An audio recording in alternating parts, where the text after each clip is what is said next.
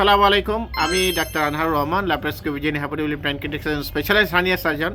আজকে আমার সামনে বেশি খুশির দিন, কারণ আমার সামনে যে রুগী বসে আছে নাম হচ্ছে হেলিম ভাই। উনি থাকেন কোথায়? সিলেট বাড়ি, সুনামগঞ্জ না সিলেট? সিলেট মৌলভীবাজার। পাশে আছে ওরা আপনার ওয়াইফ। তো আসলে হেলিম ভাই আমার জন্য স্পেশাল রোগী।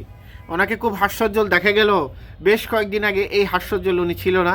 তার কারণ হলো ওনার কিন্তু অনেকগুলা রোগে একসাথে ভুগতেছিলেন।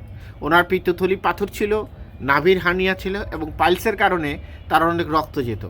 এবং মজার ব্যাপার হলো যে উনি এত সাহসী ব্যক্তি এবং আমরা সুন্দরভাবে একই রোগীর 3টা অপারেশন করি, যদিও প্রথমে 2টা অপারেশন একসাথে এবং পরে প্রায় 15 দিনের মধ্যে পাইলসের অপারেশন করি। তো আলহামদুলিল্লাহ আজকে উনি আমার কাছে প্রায় অপারেশন থেকে প্রায় আবার 12-15 দিন পর ফলো আপে আসছে। হি ইজ অ্যাবসলিউটলি ফাইন, খুব হাসি খুশি।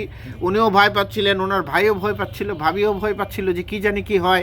প্রথমে একসাথে আবার ওনার ব্রেইনের স্ট্রোকের জন্য উনি ওষুধও খান, নানান কমপ্লিকেটেড ছিল। তো আলহামদুলিল্লাহ মানে প্রথম কথা হলো যে সবই আল্লাহর ইচ্ছা, আমার উসিলায় ওনার চিকিৎসাটা হয়েছে।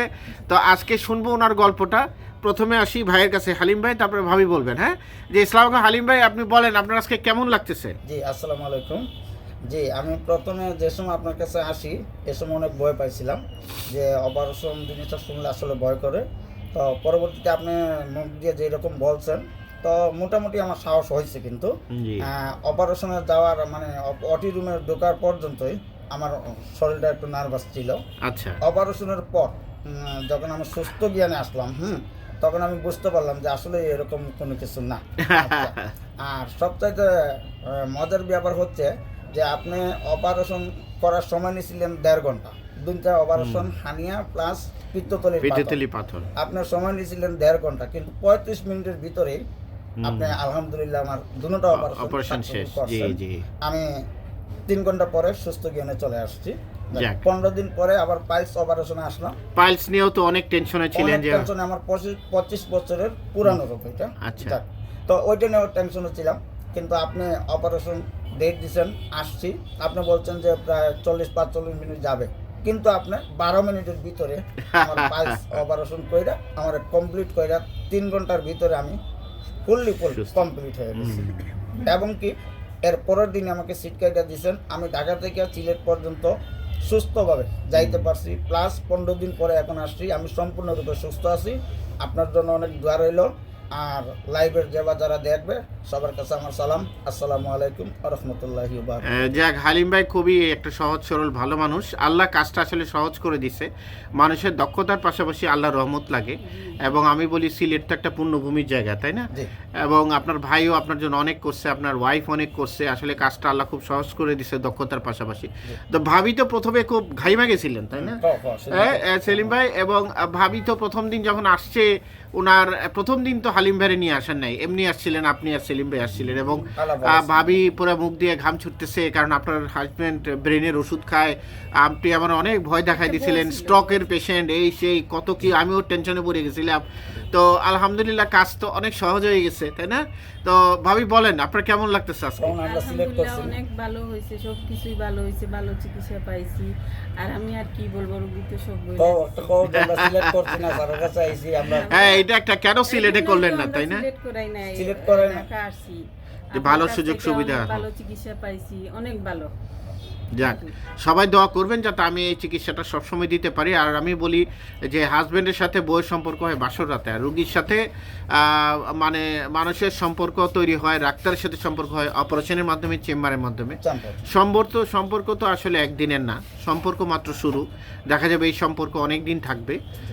তো যেটা হচ্ছে যে সবাই হালিম ভাই এবং ভাবির জন্য এবং সেলিম ভাইয়ের জন্য দোয়া করবেন।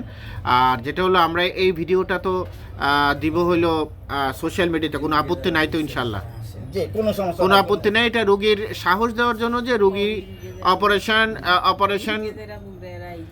অপারেশন যে 3টা অপারেশন করা যায় অল্প সময়ের মধ্যে, এটা আপনি তার একটা বিশাল উদাহরণ। আমি এইটাই বলতেছি লাইভের মধ্যে, এইটাই বলতেছি যে এরকম যদি কোনো রোগে আক্রান্ত হয়, তাইলে আমি বিশেষ করে রোগীদের প্রতি অনুরোধ করে বলতেছি যে আমি যে রকম সুস্থ হয়েছি, আল্লাহ আমাকে সুস্থ করছে আপনার মাধ্যমে, আপনি উসিল্লা, আল্লাহ সুস্থ করার মালিক, আল্লাহ আমাকে সুস্থ রাখছেন। এরকম কোনো রোগী থাকলে আমি বিশেষ করে লাইভে অনুরোধ করতেছি যে স্যারের কাছে আসার জন্য। না সেটা ঠিক স্যারের আছে, কাছে মানুষ চিকিৎসা আসবে নেওয়ার ইনশাল্লাহ, জন্য ইনশাল্লাহ আসবে। সবাই আসবে। সবচেয়ে বড় কথা, রোগ পুষে রেখে লাভ নাই, সাহস করে করতে হবে। যে ভাই যেমন অনেকদিন ধরে ডরাচ্ছিলেন যে করবো জি, কি করবো জি। না, তাই না ভাবি? এটা জি, করে অনেক ফেলছেন। ভয় ছিল। হ্যাঁ, যাক এখন একটা মনটা অনেক হালকা হয়ে গেছে যে আপনি জি, অপারেশনটা করতে ভয়ের পারছেন। কারণে আমি সিলিটি অপারেশন করি না। অতএব আমার 45-43 বছর বয়স, আমি রক্তের গ্রুপটাও কি জানি না।